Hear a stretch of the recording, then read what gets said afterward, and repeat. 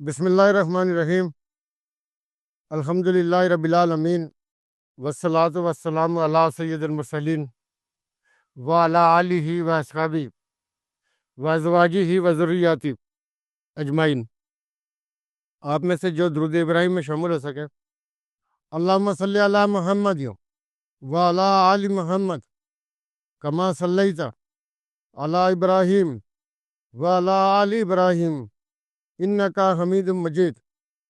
اللہم بارک علی محمد وعلی آل محمد کما بارکت علی ابراہیم وعلی آل ابراہیم انکا حمید مجید۔ میں آپ سب دوستوں کی خدمت میں السلام علیکم کہتا ہوں۔ میں آپ کا جو کنسرن ہے آپ لوگوں کی اس کے اوپر جو حکم پہ میں یہ بات کر رہا ہوں، کچھ ہمارے جو ساتھی ابھی چلے بھی گئے، ایک تو یہ ہے کہ اس حوالے سے کہ آپ میں سے آپ جو آزاد کشمیر کے طول و عرض سے رہنے والے، ہمارے ملک کے پنڈی اسلام آباد میں آپ لوگ جو آباد ہے یا ہمارے ملک کے دوسرے شہروں میں رہتے ہیں، چونکہ ہم نے یہ دیکھا کہ آزاد کشمیر کے لوگ لاہور میں ہوں، کراچی میں ہوں، کوئٹہ میں ہوں، پشاور میں ہوں، وہ سارے کے سارے اپنے گھر میں موجود ہوتے ہیں۔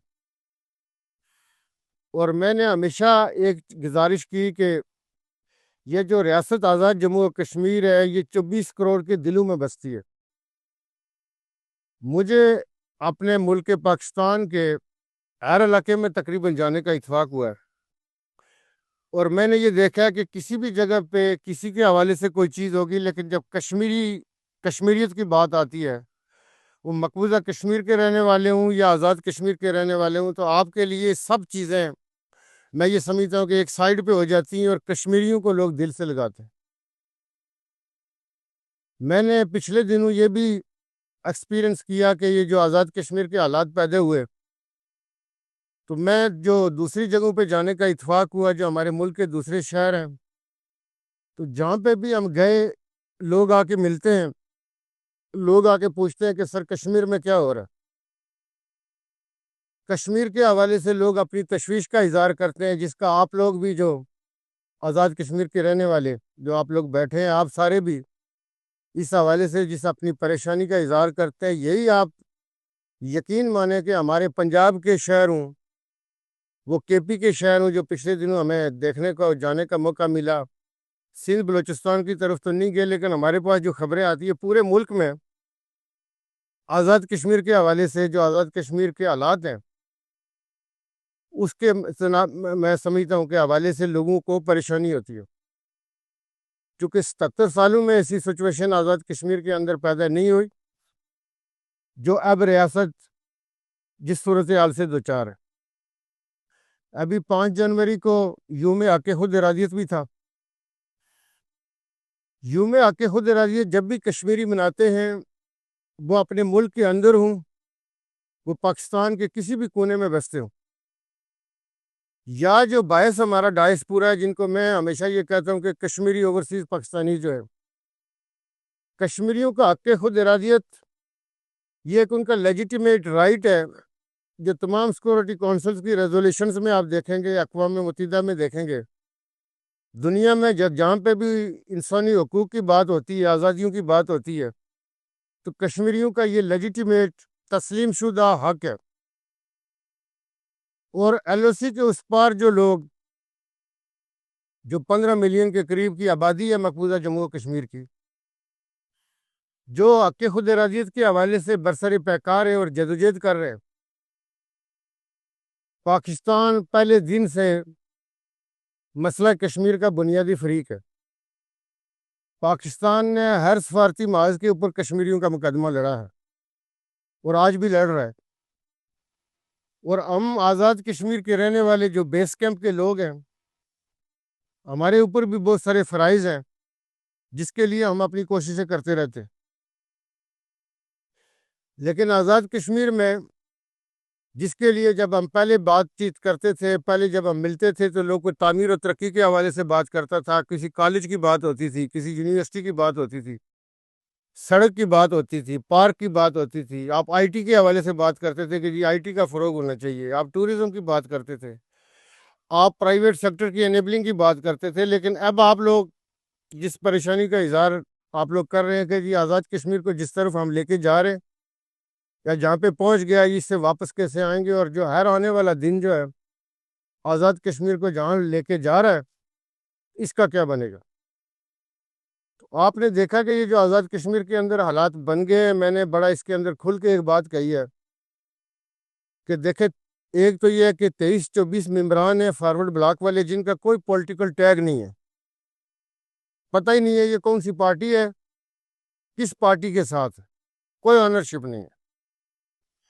اور پھر پاکستان پیپلز پارٹی حکومت کے اندر ہے اور پاکستان مسلم لیگ نون بھی حکومت کے اندر ہے، اور دو دوسری ہماری جماعتیں مسلم کانفرنس اور جموں کشمیر پیپلز پارٹی جو ہے وہ بھی ایک ایک سیٹ کے ساتھ ٹریجری بینچز کے اوپر ہے۔ اس میں سمجھتا ہوں کہ مخلوط نظام حکومت نے عوام کی چیخیں نکلوا دی، اور 6 ماہ کے اندر ریاست بار بار سراپا احتجاج، سارے لوگ سڑکوں کے اوپر۔ میں یہ سمجھتا ہوں کہ جو بنیادی طور پہ ایسے احتجاج اور ایسی تحریکیں جس سے ہمارے ملک کے زنگ پہنچے، جو ہمارا تعلق ہے اپنے ملک کے ساتھ، اپنے اداروں کے ساتھ، تو میں یہ سمجھتا ہوں کہ یہ بڑی تکلیف دہ بات ہے، یہ نہیں ہونا چاہیے۔ یہ بنیادی طور پہ ایسے حالات کی طرف چیز جا رہی ہے جس میں ہمارا پروگرام یہ ہے کہ ہم انشاءاللہ آل پارٹیز بھی اس کے اوپر بلانے جا رہے ہیں،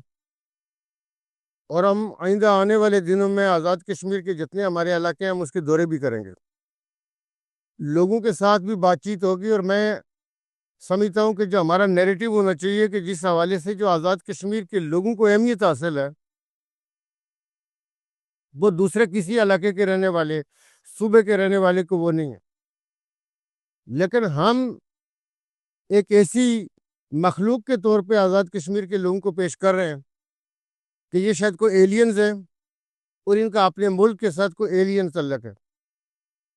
آزاد کشمیر ایک دفاعی اثار ہے ہمارے ملک کا، اور اس کی ہمیشہ سے ایک بڑی سگنیفیکنس رہی ہے، اور ہمارے قومی اداروں نے، پوری قوم نے، ملک نے آزاد کشمیر کو بہت اہمیت دی ہے، اور آزاد کشمیر کے لوگوں کی بھی بڑی گراں قدر خدمات ہے، کنٹریبیوشنز ہیں۔ لیکن ریاست 70 سالوں میں ایسی کمپرومائز نہیں ہوئی، اور یہ سچویشن میں یہ سمجھتا ہوں کہ آزاد کشمیر کے اندر سیاسی نظام کو انتہائی کمزور کر گیا ہے۔ جو موجودہ حالات ہیں، ہمارے ساتھ لوگ آ کے ملتے ہیں، وہ بات چیت کرتے ہیں، ممبران اسمبلی کو اپنے حلقوں کے اندر جانا ناممکن بنا دیا گیا۔ صورتحال یہ ہے کہ جب آپ اسمبلی کو کمپرومائز کریں گے، جب اسمبلی کمپرومائز ہوگی، پولیٹیکل لیڈرشپ کمپرومائز ہوگی، آپ نے اگر کوئی ریلیف دینے ہوتے ہیں، پیکج دینا ہوتا ہے، کوئی متعلقہ چیزیں ہوتی ہیں، تو اس کے لیے اسمبلی کا فورم ہوتا ہے، کیبنٹ ہوتی ہے،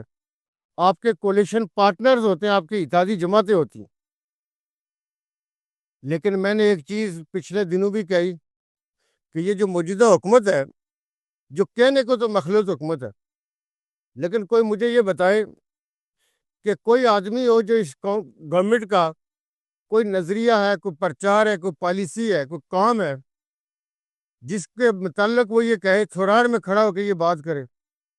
ہجیرہ میں جو کہے، کھائی گلا میں کہے، راولہ کوٹ میں ہو، بلوچ میں ہو، عباس پور میں ہو، باغ میں ہو، آڑی گل ارجہ میں کوئی آ جائے، لیپا میں ہو، جیلم ویلی میں ہو، مظفر آباد میں ہو، کھاوڑے میں مجھے کوئی بتائے، چک سواری میں آئیں، سمانی میں آئیں، برنالہ میں آئیں، کوٹلی میں آپ آ جائیں، کھوئی رٹا میں آ جائیں، سیسا میں ہوں، نکیال میں ہوں، کون ہے جی اس حکومت کا کوئی کارکن کسی کو ملا؟ ایک تو یہ ہے کہ یہ بغیر ٹیگ کے 23-24 کا جو فارورڈ بلاک کے نام پہ ایک اکٹھ ہے ہمارے بھائیوں کا، اس میں Peoples Party, P M L N اور جو دوسرے اتحادی ہیں، بنیادی طور پہ کسی جگہ پہ کوئی نیریٹو یا کاؤنٹر نیریٹو ہوتا ہے۔ یہ ایسا عجیب و غریب قسم کا ماڈل آیا جس نے جو 77 سالہ ہماری ریاضت تھی، ہماری جدوجہد تھی، اس کی ایسی تیسی پھیر دی ہے۔ اور ہم یہ سمجھتے ہیں کہ آزاد کشمیر کے لوگ رو رہے ہیں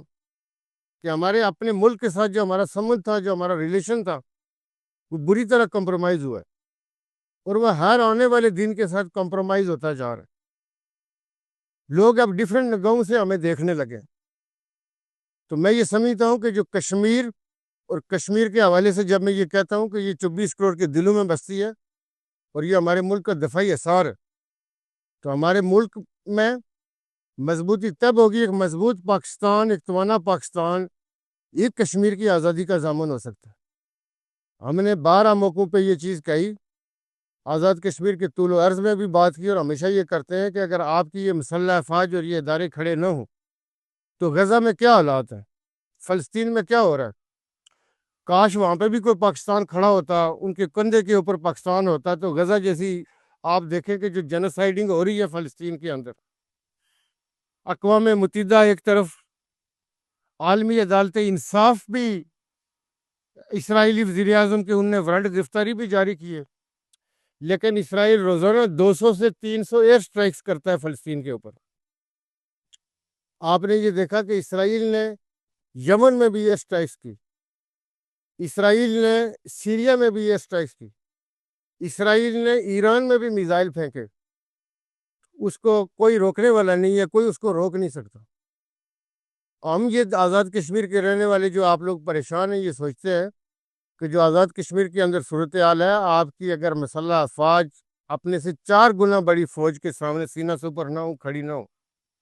اور یہ حالات، اور میں سمجھتا ہوں کہ فلسطین سے بھی بدتر حالات جو اکھنڈ بھارت کا خواب دیکھنے والے ہیں، جو ہندوتوانا نظریے کا پرچار اس وقت ہے. آپ یہ دیکھیں کہ ہندوستان کے اندر جو آپ کے 27 کروڑ مسلمان بستے ہیں، ان سے ان کی شہریت مانگی جا رہی ہے جو 1000 سال سے وہاں پہ آباد ہے. اس ہندوستانیوں کو یہ کہا جا رہا ہے کہ آپ اپنے آپ کو سرٹیفائی کروائیں کہ جی آپ یہیں کے رہنے والے تھے، آپ باہر سے نہیں آئے تھے. یعنی جو 1000 سال سے قوم وہاں پہ بستی ہے، اس کو کہا جا رہا ہے کہ جی آپ اپنے سرٹیفکیٹس لائیں کہ آپ اسی سب کنٹیننٹ کے رہنے والے تھے. تو اس حوالے سے، آزاد کشمیر کے حوالے سے، آپ کی میری جو پریشانی ہے وہ بجائے ہم آپ کی جو اگلے ہفتے ہونے والی جو آپ یہ جو کنو پارٹی کریں گے اس میں بھی بات چیت کریں گے، ہم آل پارٹیز کی طرف بھی جا رہے ہیں اور آزاد کشمیر کے دورے بھی شروع کرنے لگے. وہاں پہ بھی لوگوں کے ساتھ بات چیت ہوگی، اور انشاءاللہ جو بنیادی طور پہ ہمارا جو نیریٹیو ہے ہم لوگوں کے سامنے رکھیں گے کہ جی آزاد کشمیر کسی صورت کمپرومائز نہیں ہو سکتا. یہ ہمیشہ دفاعی اثار کے طور پہ، فرنٹ لائن کے طور پہ آزاد کشمیر کے لوگ یہ کہتے ہیں کہ پاکستان کی طرف کوئی بھی میلی آنکھ نہ تو دیکھ سکتی ہے، اور اگر پاکستان کی طرف بڑھے گا تو وہ پہلے آزاد کشمیر کے لوگوں کی لاشوں سے گزرے گا. آزاد کشمیر کے لوگوں نے اپنے ملک کے ساتھ ہمیشہ اپنی کمٹمنٹ دکھائی ہے اور وہ اس کمٹمنٹ کے اوپر قائم ہے. ہم ہمیشہ یہ کہتے ہیں کہ ہم ان کی اولاد ہیں جن پہ یہ دھرتی فخر کرتی ہے. تو بنیادی طور پہ جو ہمارے اکابرین تھے، ہمارے جو بزرگ تھے، نہ وہ غدار ہیں نہ ہم غدار ہیں،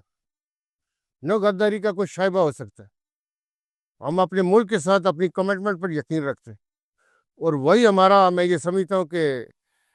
چلن ہے، وہی ہمارا راستہ رہے گا، وہی ہمارا نصب العین ہے. آپ کی پریشانیاں بجائیں، لیکن ان پریشانیوں سے ہم انشاءاللہ آزاد کشمیر کے لوگوں کو نکالیں گے. اس میں کوئی شک نہیں. میں آپ سب کی آراء کے ساتھ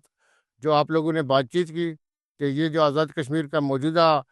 جو ماڈل ہے، نہ صرف یہ فلاپ ہے، بلکہ فلاپ 3، اس کے لیے کوئی بھی 3rd ڈگری جو ہوتی ہے لگا سکتے ہیں، وہ لگائیں کہ اس نے لوگوں کو مایوس کیا. اور اس میں آج بھی کہتا ہوں کہ یہ جو فارورڈ بات کی صورت میں ہو، پیپلز پارٹی ہو، پی ایم ایل این ہو، کسی ایک کو باہر آنا ہوگا، کسی کو اقتدار کی قربانیاں دینی ہوں گی. ایسے کام چل نہیں سکتا. اپوزیشن بھی ہوگی، پھر حکومت چلے گی. 1.5 سال کا عرصہ رہ گیا ہے، اس 1.5 سال کے لیے جو پراپر جمہوری روایات ہوتی ہیں، طریقہ کار ہوتا ہے، اس کے مطابق ہمیں چلنا ہوگا. آپ سب کا شکریہ.